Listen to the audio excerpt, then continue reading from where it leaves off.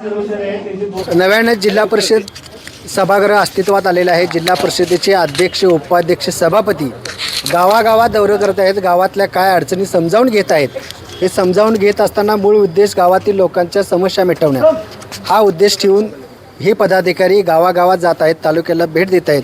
मात्र उपाध्यक्षाच्या तानाजी पाटील यांच्या गावातच मात्र जिल्हा परिषदेला थेट धडक देण्याची वेळ आलेली आहे। गावात ग्रामसेवक नेमणूक न केल्यामुळे अनेक अडचणीला सामोरं जावं लागलं आहे।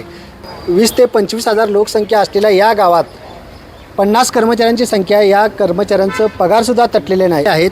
इतकेच नाही तर महावितरणचे बिलसुद्धा यांना भागवता आलेलं नाही, पाणीसुद्धा 5-6 दिवस बंद आले आहे। अशा परिस्थितीत मुख्य कार्यकारी अधिकारी यांना सरपंच भेटायला आलेले आहेत। मॅडम, काय सांगाल गावची परिस्थिती? गेले 2 महिने झालं ग्रामपंचायतीमध्ये ग्रामविकास अधिकारी पाठवले नसल्यामुळे ग्रामपंचायतीचं कामकाज पूर्ण ठप्प झालेलं आहे। 2 महिने झालं कर्मचारी पगार थांबलेले आहेत, डिझेलचे चेक देऊ शकलेलो नाही, आम्ही जे दैनंदिन व्यवहार आहे ते थांबलेला आहे। आणि ग्रामपंचायतीचे जे कामकाज होतं ते सुरळीत आणि अतिशय चांगल्या प्रकारे चालू होतं।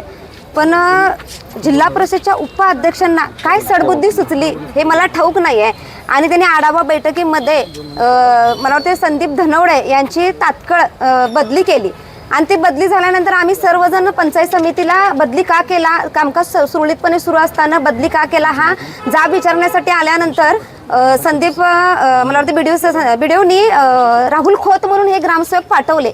आम्ही त्यांना हजर करून घेतलं आणि त्यानंतर सहीचा अधिकारासाठी विशेष मीटिंग आपण घेतली पाहिजे म्हणल्यानंतर त्यांनी मी बीडीओना विचारते आणि तुम्हाला काय काय सांगते म्हणून ते जे गेल्यात राहुल खोत ते आज अखेर मला वाटते ग्रामपंचायतीमध्ये आलेले नाही आहेत। आणि मी तरीसुद्धा त्यांना कॉल केला की बाबा तुमचं काय निरोपच आलेला नाही आहे, इथं गावामध्ये सगळं पूर्ण ठप्प झालेलं आहे कामकाज। तर त्यांनी सरळ सांगितलं की मला गडमुडशिंगीमध्ये काम करण्यास मी इच्छुक नाही आहे आणि आम्हाला अडचणी आणण्याचा खूप प्रयत्न करायला लागल्यात। मला वाटते जिल्हा परिषदेचे उपाध्यक्ष आहेत ते जिल्ह्यात जाऊन आढावा बैठक घेतात विकास कामासाठी। स्वतःच्या गावामध्ये त्यांनी काय केले आणि का ही सडबुद्धी वापरल्या ही काय म्हणजे कामकाज ठप्प पाडण्याचं कारण एवढंच आहे त्यांचं की येत्या 2 ते 3 महिन्यामध्ये ग्रामपंचायतीच्या इलेक्शन लागणार आहेत आणि या ग्रामस्थांची दिशाभूल करण्याचा ते प्रयत्न करत आहेत की हे ठप्प झालं तर उद्या म्हणायला बरं की हे यांच्या हातनं ग्रामपंचायत प्रशासन चालत नाही, हे दिशाभूल करायला लागल्यात। पण का तुम्ही राजकीय राजकारण आमच्याशी खेळा, मैदानात खेळा, पण तुम्ही गावकऱ्यांच्या बरोबर खेळू नका, हेच माझं म्हणणं आहे। आणि पण जिल्हा परिषदेच्या उपाध्यक्षांना मला वाटते वरिष्ठ नेत्यांचा हात आहे।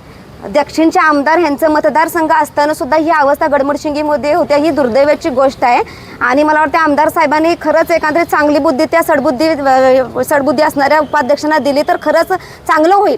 मला वाटतं हे वरिष्ठ नेते जे राज्यसभेचे खासदार असतील, दक्षिणचे विद्यमान आमदार असतील, हे त्यांनी जे आशीर्वाद दिलाय त्यांना, त्यामुळे हे गडमुडशिंगी गावामध्ये मोठ्या प्रमाणात राजकारण सुरू आहे। कर्मचाऱ्यांना सुद्धा 2 महिने पगार झालेले नाहीत, अनेकाचं घरासाठी आणि शिक्षणासाठी कर्ज काढलेलं आहे, त्यांना सुद्धा 2 महिने पगार झालेले नाहीत। काय सांगाल तुम्ही, काय अडचण निर्माण होत आहे तुम्हाला? झालं पगार नाही आहे आणि आमची बाकीची विकास काम म्हणजे ग्रामपंचायतीची कामं होत आहे चांगली, पण आता 10-12-15 दिवस झाले होत आले की कचरा उठाव झालेला नाही, पेट्रोल डिझेल नाही, काही नाही।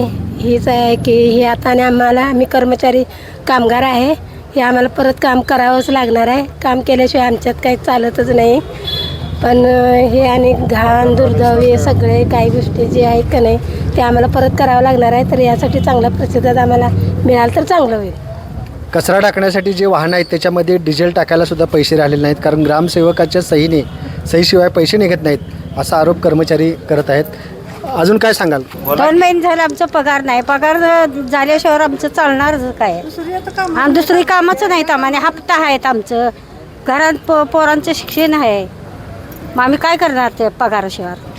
नक्कीच, खरं तर गडमुडशिंगी जिल्हा परिषद मतदारसंघाचे सेनापती अर्थात जिल्हा परिषदेचे उपाध्यक्ष तानाजी पाटील यांच्यावर हा आरोप होत आहे।